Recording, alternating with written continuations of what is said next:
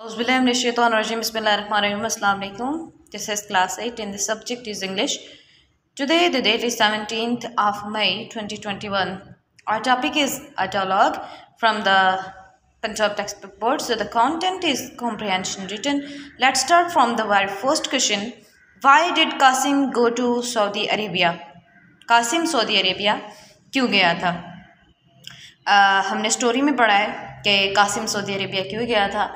जब वो अपने अंकल के साथ अपने आने जाने का डिस्कस कर रहा था तो वो अपने अंकल को बता रहा था कि वो सऊदी अरेबिया में क्यों विज़िट के लिए गया था। Kasim went to Saudi Arabia to see his parents, particularly to see his mother who was ill. Kasim actually Saudi Arabia इस वजह से गया था कि ताकि वो अपने पेरेंट्स को मिल सके। एज़ के हम सारे जानते हैं कि उसके फादर सऊदी अरेबिया में जॉब करते हैं और उसकी मदर भी वहीं है, लेकिन उसकी अम्मी चूँकि बीमार हो गई थी सो वो अपनी मदर को पर्टिकुलरली देखने के लिए गया था। The second question is why did Kasim come back from Saudi Arabia? Qasim Saudi Arabia से वापस क्यों आया था? उसके वापस आने का रीज़न क्या था? हमने उसको डिस्कस करते हुए सुना है कि जब वो सऊदी अरेबिया में था तो उसको पता चला कि स्कूल वेकेशन जो है, समर वेकेशन वो ख़त्म हो चुकी हैं और स्कूल दोबारा से रीओपन हो रहे हैं और एग्ज़ाम भी स्टार्ट हो रहे हैं। इस वजह से उसको वापस आना पड़ा। बिकॉज ऑफ दैट कि he has missed a lot of lessons, उसने बड़े सारे लेसन जो है वो मिस कर दिए हैं और स्पेशली ऐसे सब्जेक्ट जो उसको टफ लगते हैं उसमें उसने काफ़ी सारा अपना नुकसान कर लिया, लॉस कर लिया है, जिसकी वजह से उसको वापस आना पड़ रहा है। The answer of second question number second is his exams were not so far. उसके एग्ज़ाम अब ज़्यादा दूर नहीं थे। That's why he has to come back from Saudi Arabia to study thoroughly. उसको स्टडी को, अपने जो सब्जेक्ट्स उसको मुश्किल लगते थे उनको थारोली स्टडी करने के लिए कासिम को सऊदी अरेबिया से वापस आना पड़ा था। यही वजह थी कि वो सऊदी अरेबिया से वापस। Question number 3 is what two subjects does Kasim find tough? ऐसे कौन से 2 सब्जेक्ट्स हैं जो कासिम को काफ़ी मुश्किल लगते हैं और कासिम उनको पढ़ना भी मुश्किल समझता है, जिसमें उसने अपने काफ़ी सारे लेसन, मैंने आपको जैसे पीछे बताया तो वो काफ़ी सारे लेसन जो मिस कर चुके हैं। The answer is that Kasim finds English and maths rather tough. उसको इंग्लिश एंड मैथ्स जो है वो काफ़ी टफ लगते हैं। Next question is question number 4, what has Kasim decided to do after his studies? Kasim ने अपनी स्टडी के बाद क्या करने का डिसाइड किया? जैसे कि हम सबको पता होता है कि जब हम स्टडी कर रहे होते हैं तो उस दौरान ही हम ये सिलेक्शन कर लेते हैं कि अगर हमारे इतने मार्क्स आते हैं तो हम इस फील्ड में जाने वाले हैं, अगर हमारे इतने मार्क्स आते हैं तो हम इस फील्ड में जाने वाले हैं। बिकॉज ऑफ दैट कि हम उसी सब्जेक्ट में स्पेशलाइजेशन करते हैं जिस सब्जेक्ट पे हमारी पूरी कमांड होती है। चूँकि अब कासिम को आपने देखा होगा कि कासिम को इंग्लिश और मैथ्स जो है वो काफ़ी टफ लगते हैं, तो मुझे नहीं लगता कि कासिम इंग्लिश और मैथमेटिक्स में किसी एक सब्जेक्ट्स में भी जाने वाला है। बिकॉज ऑफ दैट कि इसको ये दोनों ही सब्जेक्ट काफ़ी मुश्किल लगते हैं। अब कासिम ने डिसाइड क्या किया है? Kasim had decided to go in medicine if he gets good marks. अगर तो उसके मार्क्स अच्छे आ जाते हैं तो कासिम ने डिसाइड किया है कि वो मेडिसिन में जाएगा, मेडिकल की तरफ जाएगा, डॉक्टरेट की तरफ आएगा, वो डॉक्टरी करेगा और लोगों को सर्व करेगा। अदरवाइज़ लेकिन अगर उसके मार्क्स कम आते हैं, अगर उसके मार्क्स मेडिकल के लिए सूटेबल नहीं है तो ही मे गो इनटू द बिजनेस और एग्रीकल्चर।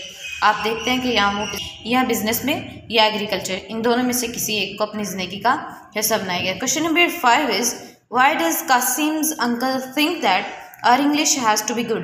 कासिम के अंकल को क्यों लगता है कि हमारी इंग्लिश जो है उसको गुड होना चाहिए? आप सबको पता है जैसा कि आजकल इंग्लिश जो है वो एक इंटरनेशनल लैंग्वेज बन चुकी है और ज़िंदगी के हर शोबों में, किसी भी शोबों में चले जाए उनके, हमारी कौमी ज़बान, हमारी नेशनल लैंग्वेज जो है वो उर्दू है। लेकिन जब बात की जाए इंग्लिश की तो हमारे जो दफातर हैं, हमारे जो ऑफिस हैं, गवर्नमेंट, चाहे वो गवर्नमेंट के हों चाहे वो प्राइवेट के हों, उन सब में भी इंग्लिश को as a medium of conversation use किया जाता है।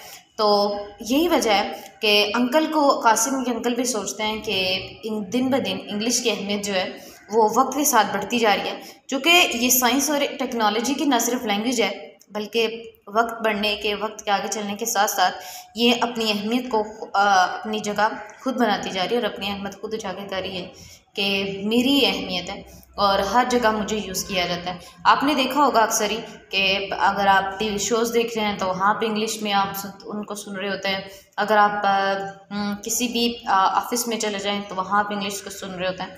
सो आवर इंग्लिश है the answer is English has become an international language and the language of science and technology.